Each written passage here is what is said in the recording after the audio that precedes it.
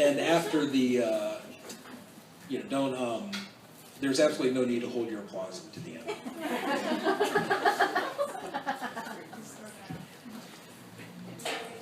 Maybe it's the late evening or the rush of everything that's happened, but I'm not even sure what Julie's mad about. Then she tells me. It's like you don't give a damn about Mom, Julie says. Ruth and I just look at her. Her husband and her sister, she goes on. How would any woman feel? Something in me shifts and moors. Julie stalks out of the room. I'll go after her, I say after a few moments. Ruth doesn't respond. She stays still, sitting up, quietly crying. I want to say something, but I'm not sure what. I head out of the bedroom. I walk over to the stairs, but instead of walking up them, I sit down heavily on the bottom step. I feel Renee now. I buy roses for Renee, small gifts, always pink roses, her favorites.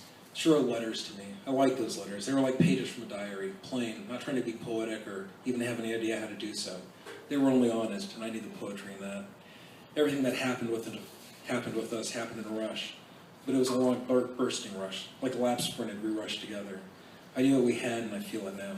Its absence burns through me.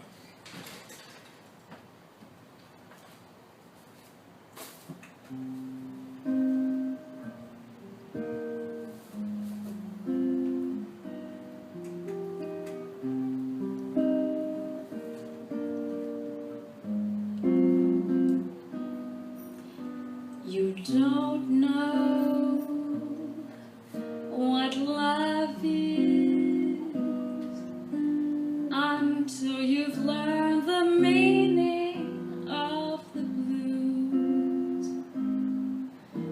until you've loved a love you've had to lose. You don't know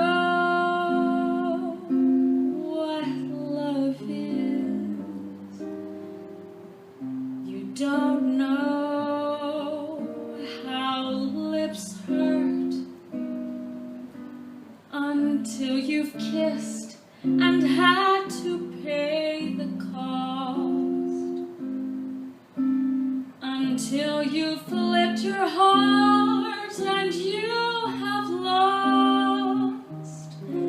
You don't know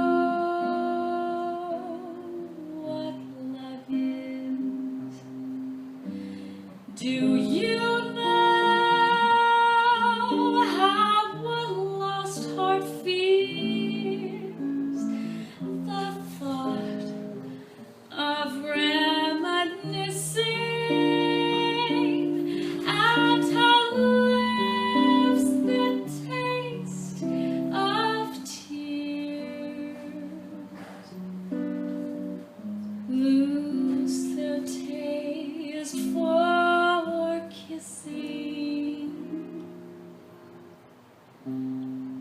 you don't know how hearts burn for love that cannot live yet never dies, until you faced each dawn with sleepless eyes. You don't what love is.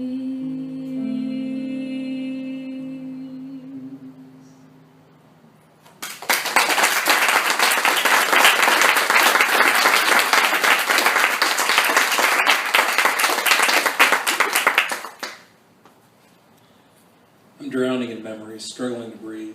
Rising to my feet feels like swimming up for air. I walk to the door, open it, and step outside to the same porch it stood on an hour earlier. Julie's not here. Someone else is.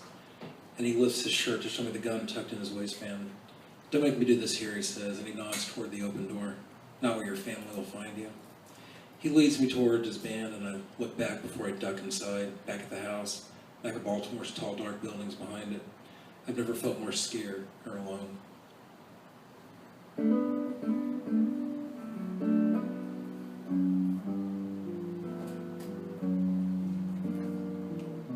No one cares about me, ain't even got a friend. My baby's gone and left me, when will my troubles end? black night is falling. How I hate to be alone.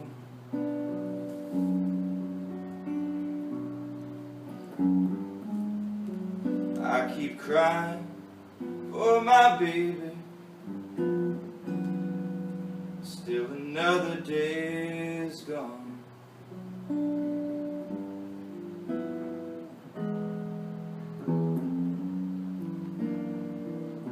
Got no one to talk with, to tell my troubles to.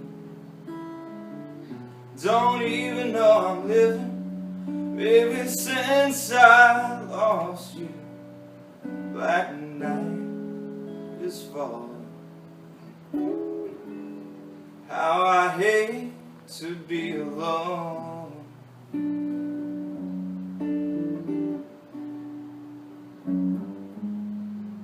I keep crying for my baby. Still another day is gone.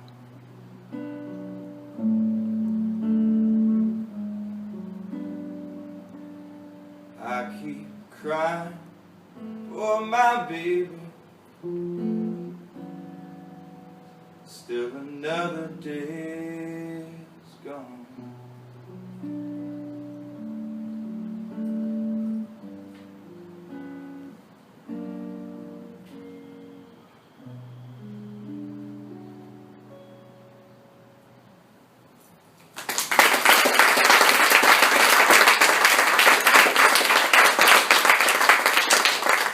Holy shit, they're so good, man. So I mentioned earlier, I don't know if I did, but I wanted to take some chances with this book. And one of the ways was through different character perspectives. So this next section is told through the point of view of a small-time criminal / junkie named Daniel.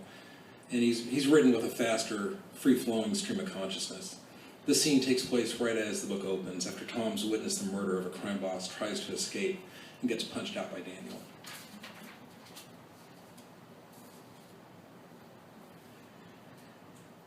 I stare at the man at the ground and try not to rub my hurt fist, and Jesus, I want a hard drink or a quick bump or a long ride, and the feeling hasn't gone away. Not like Vince told me it would when we were in the car. He saw me shaking when he said, trust me, the minute shit goes down, you're going to forget what you need. Then he stepped outside and closed the car door behind him. But I didn't forget, and I've been punched before, but this is the first one I've thrown, and my fist hurts. Feels like someone shook the bones loose. In the middle of this spinning circle of pain and need, there's Mac's body lying in the other room. I hadn't seen it happen because I was out back praying no one showed up, like some kid wandering by because I wouldn't have had a choice. But no one showed up, and I kept my eye on the back door, waiting to see if whoever else had been inside tried to come out back, hoping they didn't. Moments passed, but they seemed like minutes, hours, days, weeks, lifetimes as I sit out there, thinking about taking off my hot mask and putting a cigarette in my mouth and sucking the smoke and the fire and the ash into me, and then the knob turned. I probably should have shot the guy when he opened the door, but he stood there for a second, looking at me, and I'll never tell anyone that my nerves crashed so hard I couldn't even lift my gun. We looked at each other, not sure what to do. I punched him in the forehead. He takes a step back, then another, then falls. In my heart, in my wild beating heart and bright eyes and sweaty chest and wet armpits, I want the decision to be taken out of my hand, to be back home on my ratty couch, staring all confused at some cartoon and smoking myself into oblivion and imagining myself doing this, but not actually doing this. Vince rushes through the other door, bursts in the little storage room, sees the man on the ground, sees me trembling like a car going faster than it should, careening out of control. The guy I punched moans and touches the ground, his knee, his forehead, then pulls himself up and staggers in the wall and looks at us. You with Mac? Vince asks. I was just shopping, the man tells us, and I get uneasy because it's one thing to shoot someone working with Mac, another to shoot some guy in here who has nothing to do with this. I'm going to keep an eye on the front, I announce, and I lead them in the storage room and head into the shop. I want to take off this hot fucking mask and go outside and breathe. I rub my hands and realize it's been a while since I craved a drug, and then I think about it, and the craving is like a pack of horses thundering toward me. I hear Vince scream.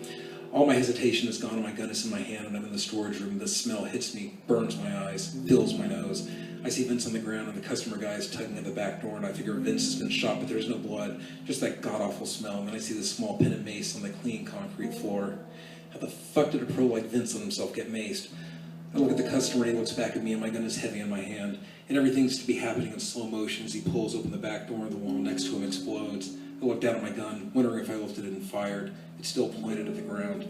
That's where Vince is, and his gun is raised, and he's shot blindly. The customer and I look at each other one last time, and he runs out. I don't want to, but I run out after him.